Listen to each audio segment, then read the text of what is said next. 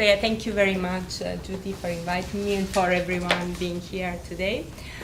My purpose here in this non-paper, I'm sorry I didn't deliver a paper, I didn't have time to do this. It's to give an outline of the different strategies that have taken place in Europe, different experiences, attempts to organize platform workers.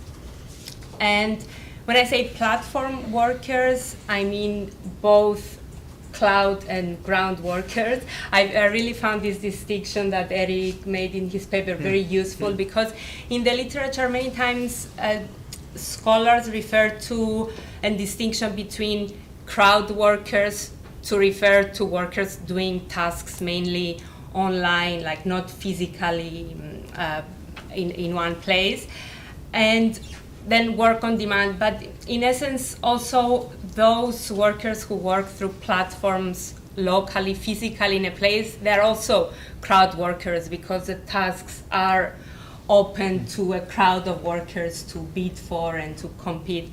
So I think that this distinction between cloud workers, like those people doing the tasks somewhere there on the internet, and ground workers it's useful. So I will refer to platform workers as encompassing both these categories, even though it's true that the difficulties and the challenges in organizing these different types of work are different in ground and cloud workers. So I will make references accordingly. So first, I will start by briefly mentioning the different obstacles, legal and others, that the literature has identified regarding organizing platform workers in Europe, which I assume are more or less similar everywhere. And then I would outline the different strategies in organizing platform workers in Europe. I will explain who are the actors and what has been achieved so far. This is certainly not an exhaustive list, but I have tried to group these examples in these strategies of resistance, let's say, in three different categories. Actions taken by new unions formed to represent especially platform workers, but not only precarious workers in general, non-standard precarious workers in general, and they have taken a strong focus on the platform economy recently. Then I would look at some information and consultation and co-determination experiences, and then some fair work approaches. Finally, I will conclude by saying that while the increase of precarious workers and the public attention that platform work has received recently does create, I think, opportunities to revitalize the trade union movement in Europe.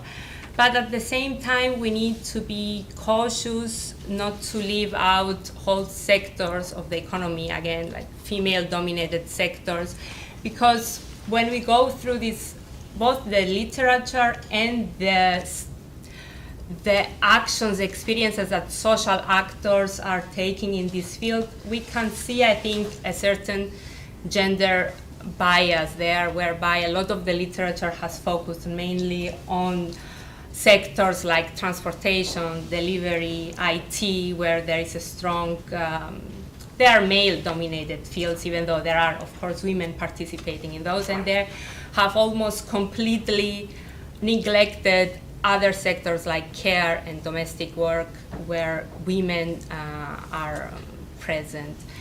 And while trying to see where there has been any research about platforms in cleaning and care services, I could only find one study that looked in depth in the conditions of workers in care and domestic services through platforms, and they basically showed how they draw from the US experience, and they show that, for example, in 2014, on the Uber platform, there were 160,000 workers registered, while in a platform called care.com that offers care and domestic services in private households, there were 5.3 million workers registered. But still, the whole debate is still around Uber, and it's even called Uberization of work. So I think this is a point that both scholars but also trade unionists should be aware of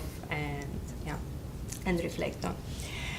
So first, the obstacles. Well, many of the challenges the literature identifies regarding organizing platform workers are very similar to those of organizing atypical, non-standard workers, precarious workers in general. So one is the needs of the workforce that are supposed to be very different from those of people in full-time, permanent, or like more stable jobs, which leads to this idea that collective bargaining is probably not very suitable for this type of jobs, for platform work, because the interests of workers there are very different, or their needs are supposedly very different. Then it's, of course, the issue of the geographical dispersion of the workforce, which is much more pronounced when we think about cloud workers. There, it's very difficult. People can be wherever. But also in ground workers, this is still an issue because workers are mobile. They don't have one workplace to meet. And they also change very often. It's very difficult to have a stable composition of the workforce. Then there are difficulties in creating solidarity, maybe among platform workers, because they are always, especially when we think about these click work type of tasks, they're always competing with each other to secure the next bid.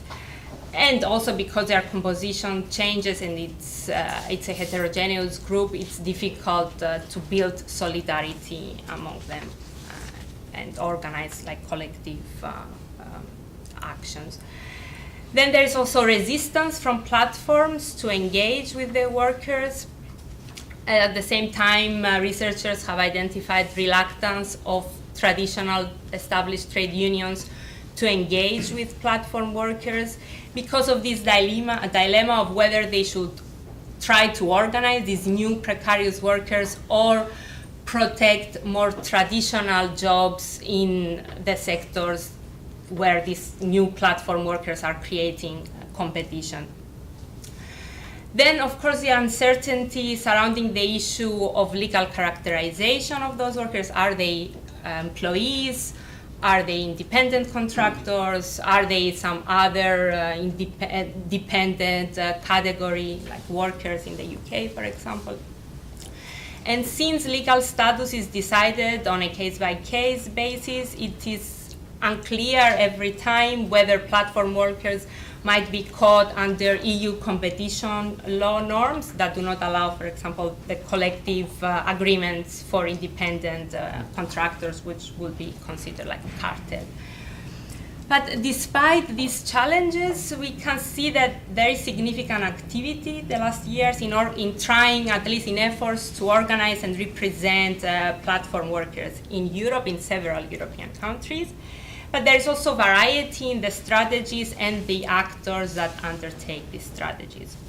So the first experience that I could find was this creation of new unions, bottom-up unions, where the members there are usually migrants, people coming from disadvantaged communities, and they come together to try to resist their social exclusion more generally. So one example that we will have in this sense is the Independent Workers' Union of Great Britain. It's one of the most well-known examples because they have attracted a lot of media attention. They have organized quite successfully some protests in London and in some other cities to defend especially delivery workers against pay cuts by a food delivery company, Deliveroo. They were very successful in these protests, and there is even evidence that these campaigns, these public campaigns that they organized, have had positive spillover effects in other delivery companies as well in the UK. In London, for example, there was one case of a company that agreed to give pay rises to their drivers, and researchers connect the visibility that the campaigns and the success the campaigns that this trade union organized in the food delivery sector. Another example in this experience of creating new unions is the Writers' Union in the Italian city of Bologna. This union lobbied to sign a charter of fundamental rights for digital work in an urban context in Bologna, and then this experience was extended in Rome. So they lobbied the council, the city council there, and they reached an agreement in order to set certain standards for how platforms should work in that city. There are some issues with enforcement, of course, because it's a soft measure. We cannot talk about a collective agreement there. It's more of a soft measure approach. And then another similar experience is the Free Workers Union in Germany. It's a union for self-employed and vulnerable workers. And these unions, what they do, they combine public protests, online campaigns, in order to raise public awareness. They try to involve the consumer as well, but they also do political lobbying. And in some cases, they, like the trade union in the UK, they undertake strategic litigation to achieve, for example, recognition of employee worker status for a specific platform. Then there are some experiences of information and consultation and co-determination. For example, in Vienna and in Cologne, in Austria and Germany, Foodora, which is another food delivery company, accepted to have a works council for its workers in Vienna and Cologne. Then in co-determination, there is this holding company called Deliveroo Hero in Germany, which is a holding company for various delivery companies in platforms in Germany. And this company allowed workers' representatives to sit at the company board and decide together certain issues. Of course, these are examples that require cooperation from employers. A prerequisite is that there is a culture of cooperation between trade unions and employers, so it's very difficult to export these examples in other countries that lack this culture. I think that's why we have them only in Germany and Austria, for example. And then a third example is these more fair work approaches, whereby existing trade unions now try to influence consumers' choices, and in this way indirectly organize and improve platform workers' conditions. So there was one initiative by IG Metall, a big trade union in Germany, with another big trade union in Sweden, to create a platform to evaluate different platforms and how they treat their users, their employees, their workers, in order to create this culture, a bit like the fair trade approach, but translated into a platform work example.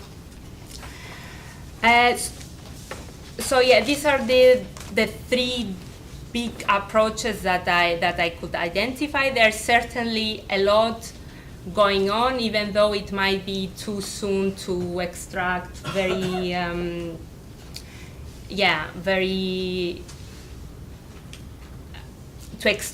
conclusions, because it's still something recent that is happening at the moment.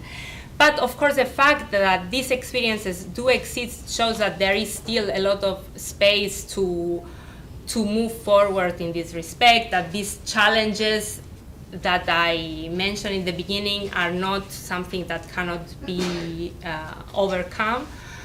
But yeah, as I said, it's important to look also beyond these sectors of transportation, IT, and delivery, and look and try to find ways also to include other sectors, both in the strategies that trade union social actors are developing, but also in the scholarship that we are doing. Thank you very much.